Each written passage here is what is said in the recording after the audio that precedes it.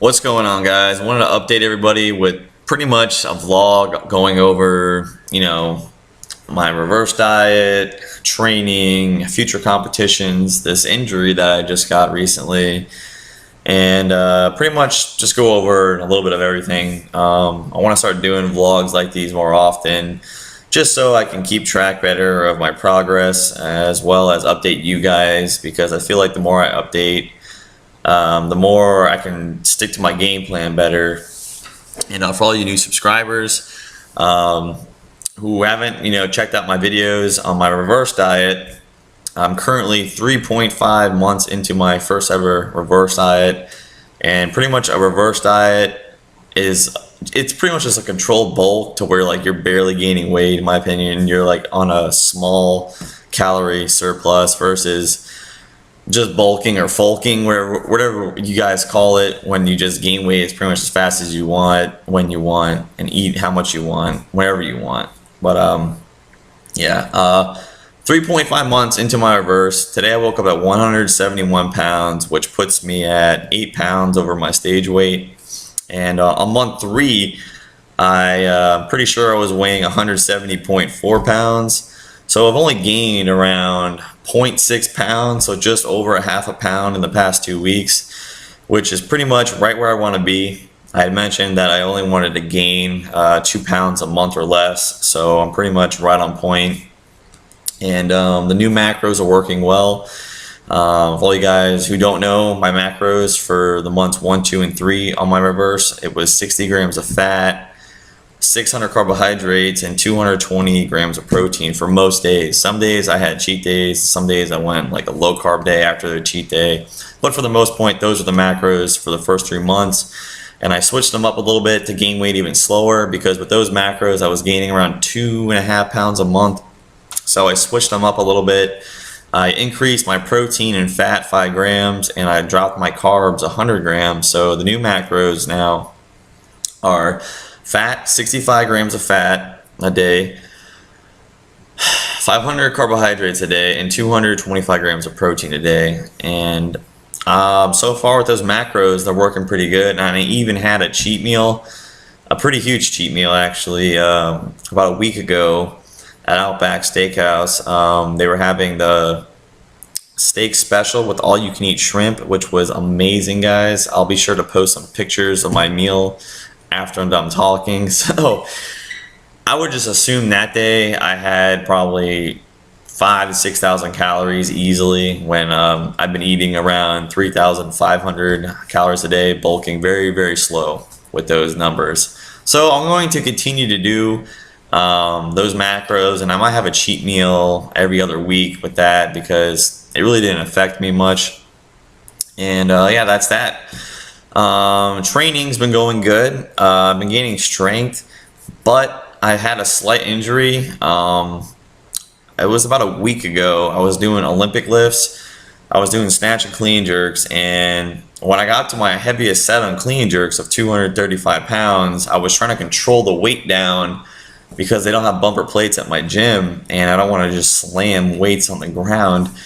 So I was trying to control the weight, and I think something just got tweaked up in my elbow, sort of like tennis elbow, I guess.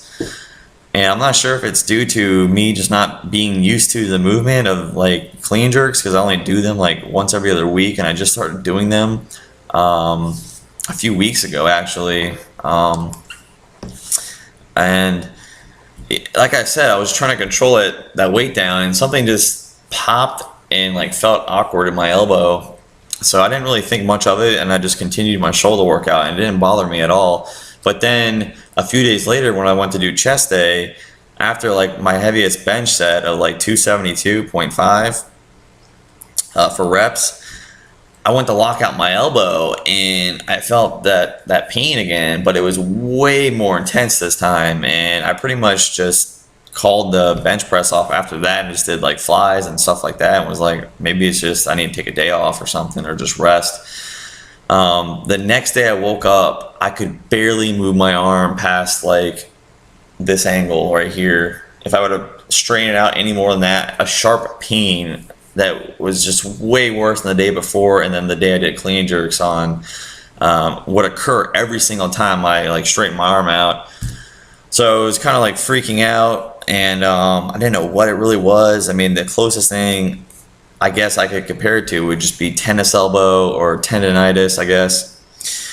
So I pretty much had to baby my elbow for like the past week, and I took 2 days off after that. And then when I went to do a pull day, a back day, deadlift day, the pain was still there, but it was way less, and it's been getting better every single day. But pretty much what I'm getting at, you guys, is if you feel like you are prone to injury, or you might get injured, or you just don't feel right, do not lift with the same intensity that you would if you were feeling 100%, because you might screw yourself up to where you can't lift in the long run. Okay, so take my word of advice, guys. If you feel something awkward or painful, take a day or two off, and then the next day when you come back, like, ease into the workout and go really light, and make sure that you're not feeling that pain anymore.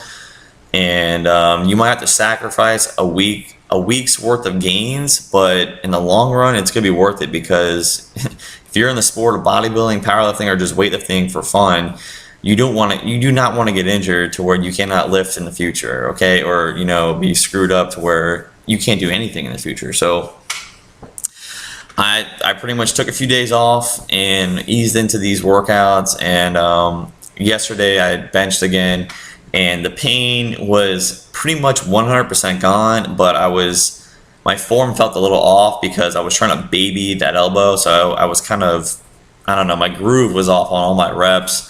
And went up to a 285 for 2 pause bench. I wanted to get 3, but I had no idea how my elbow was even going to feel with 285 on racking it. So I'm happy with 285 for 2. And like I said, if I can just even sacrifice like gaining for a week, or even getting a little bit weaker, just to make sure I'm going to be good in the long run, I'm going to do it. But today I'm pretty sure it's almost gone completely, and I'm doing deadlifts today, so I shouldn't really notice it at all. It's only been really affecting my push days, or my shoulder day and bench day. And like I said earlier, hopefully it just goes away. It's been healing every single day, and just been babying it. So that's that on that. I might not do this strongman charity event because of that. Unless if I'm feeling 100% for it, I'm not going to do it. Or if I do it still, I'm probably going to go light on all my lifts, like probably 90% range, and just make sure that, you know, I don't get injured, because it's just not worth it to me, because I want to be healthy in the future, and I want to make sure that, you know, I don't get injured. It's just simple as that. So that's that. And by the way, for all you guys wondering, that charity strongman event is October 26th. So I'm still on the fence if I'm going to do it or not. 90% likely I'm going to do it. The only way I'm not going to do it is if I re-injure the elbow, which I don't think is going to happen. So pretty much that's that, all right?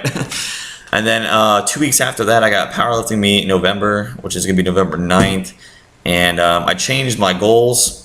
Originally, I wanted to hit over 1,200 pounds total, 100% raw, but all this, you know, injury talk has been making me think, you know, if I'm not going to break my goal total of 1,240 pounds, there's no point of doing it 100% raw. I might as well just wear a belt and knee sleeves just to be more safe and not risk injury more. So at this meet, I'm going to be still competing in the 181 class, but I'm going to be wearing a belt and knee sleeves. And I changed my goals. I would like to squat 400 at this meet, 390 to 400, bench 290 to 300, and deadlift around 490 to 500. And if I can hit the top end of those numbers that I just mentioned, that'd be 1,200 pounds. And I'm aiming to weigh around 173 pounds. So that would be pretty much the strongest I've ever been in a competition total. My best total ever is 1,210 pounds, and I've hit, I think, 1,200 pounds 2 other times as well. So if I can hit 1,200 pounds at this meet, weighing only 173 pounds, that's pretty much the strongest I've ever been at the lightest body weight I've ever been. So that's the goal. Anything more than 1,200 pounds, I'd be really, really happy. And even if I only hit 12 or 1180, I'd still be really happy. So those are the goals, guys, for the meets. And yeah, I think that's about it. So, oh yeah, Q&A videos. Recently, I've been getting the same questions over and over and over again, and I'm pretty sure about 95% of the questions I do get, I've already made a video on. So please look through my videos. I'm pretty sure there's a search box on YouTube somewhere to where you can look through my videos to see if I answered the question you want to ask me.